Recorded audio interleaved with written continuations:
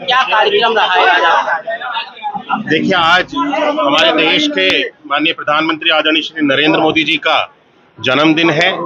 और उनके जन्मदिन को जिस तरह से हर वर्ष हम लोग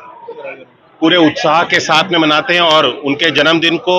आम जन के लिए, आम जन को दी जा रही सुविधाओं के लिए उन्होंने जो अपना योगदान दिया है उसको हम सब लोग पूरी तरह से समर्पित करते हैं। और भारतीय जनता पार्टी के द्वारा पूरे देश भर में एक सेवा पखवाड़ा माननीय प्रधानमंत्री जी के जन्मदिन पे आयोजित किया जाता है। ये सेवा पखवाड़ा 2 अक्टूबर तक आज से प्रारंभ होकर के चलेगा और जिसके अंतर्गत विभिन्न अलग अलग आम जन को दी जा रही सुविधाओं के कार्य किए जाएंगे, लोगों को जागरूक करने का कार्य किया जाएगा, महिला सशक्तिकरण से संबंधित बहुत सारे कार्यक्रमों को आयोजित किया जाएगा, रक्तदान के शिविरों को आयोजित किया गया है और भी स्वास्थ्य से संबंधित बहुत सारी सुविधाएं दी जा रही हैं। बहुत विभिन्न तरह के अलग अलग पूरे संगठन के द्वारा प्रदेश भर में और देश भर में कार्यक्रम 15 दिन तक ये लगभग चलते रहेंगे, जिससे हम आम जन को दी जा रही सभी सुविधाओं को और हर एक व्यक्ति तक पहुंचाने में जो हमारा लक्ष्य है अंत्योदय का, कि समाज में अंतिम पायदान पे जो व्यक्ति बैठा हुआ है उस तक सरकार की योजनाएं पहुंचे, हम उस लक्ष्य को प्राप्त करने की ओर और तेजी से इन 15 दिनों में आगे बढ़ेंगे। मैं अपने हृदय से माननीय प्रधानमंत्री जी के आज जन्म दिवस पे उनको अपने हृदय से शुभकामनाएं देता हूं और जब तक उनका मार्गदर्शन हमको जिस भी तरह से मिलता रहेगा, हम सब लोग भारतीय जनता पार्टी के सिपाही होने के नाते और उनके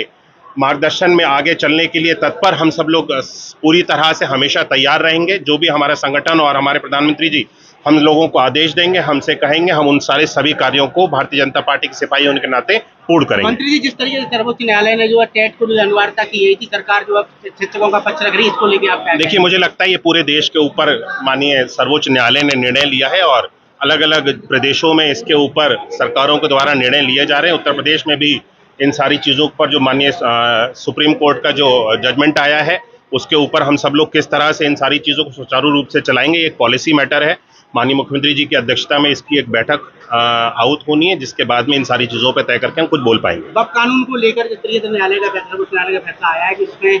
3 लोगों की अदर कमेटी 3 से 4 लोगों की रह सकती है, उनके अलावा और भी 4 लोगों को शामिल किया जा सकता है। देखिए, ये सारी चीजें पॉलिसी मैटर्स हैं, इन सारी चीजों को तय करके उसके बाद ही कुछ कहा जा सकता है। अलग अलग जगहों पे, अलग अलग स्थान पे अलग अलग तरह की स्थितियां रहती हैं। मुझे लगता है कि हम सारी चीजों को बैठ करके पॉलिसी मैटर्स हैं इसको सुलझा करके और जो लोगों के हित में होगा उस निर्णय को लिया जाएगा।